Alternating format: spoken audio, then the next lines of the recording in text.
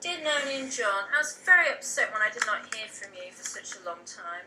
I thought something had happened, so it was just giving you until today, as Friday is the usual day for your mail, and it is coming for today since your last letter. However, glad you are very well. Your little holiday must have been most enjoyable for you all.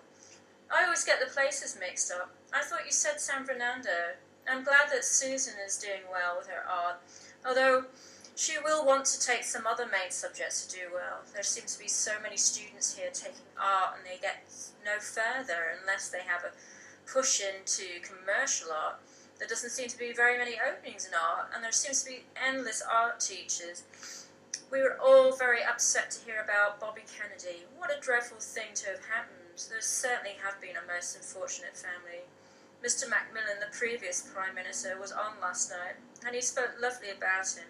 He stayed with the family in January, and he was a personal friend of the family. Sammy Davis, too, and others all spoke on 24 hours.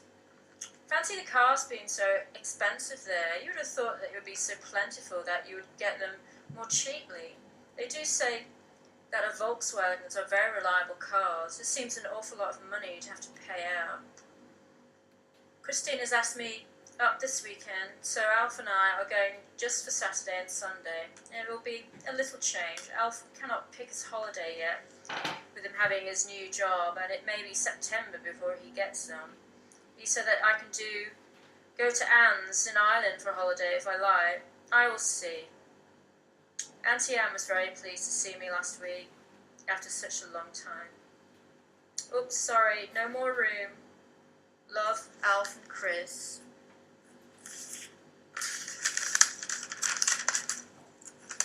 Saturday. Dear Noni, here I am getting off a few lines to you. I've just finished my baking and my work. Alf has gone to Waterloo to referee, so I have some time to get writing. I received your letter this morning telling me about Patricia's christening.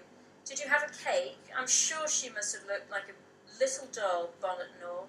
It will be much better for John to arrive in March, as the weather surely will be a little better. It is still very cold with threatened snow showers on the 1st of March. I'm sorry to hear that you're having so much rain just now. I thought I told you that the hospital said that Emma had colitis and has to keep an eye on her diet, similar to mine. Anyway, tell John not to bring luggage, which he can do without. I mean, anything that we can supply whilst he is here.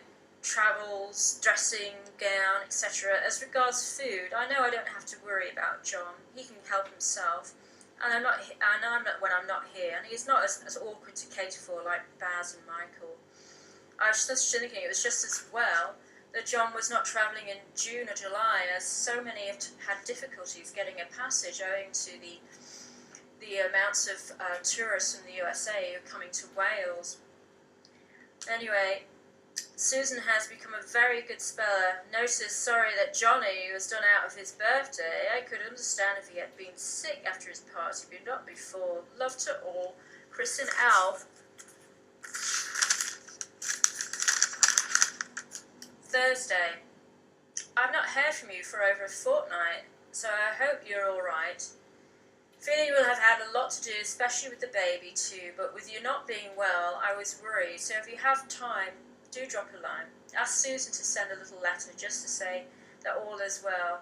I am, of course, anxious to hear how you are and have just honoured your new house and all about it. Did I tell you the last letter that Marjorie's mother had died? I think I told you before that they have left their flat in Oxford Road and had moved to Myers Road, the top part, nearly St. Peter's and Paul. I don't think Pauline will be able to keep the flat on there, as it is only £5.50 a week, without all her heating, as well as another of Marjorie's sister's husband died suddenly some week, so they have live in Surrey, and they were to come up that week, so naturally Marjorie is very upset. Everyone here is livid. Another 5 pence has been put on the price of petrol, as well as other commodities, and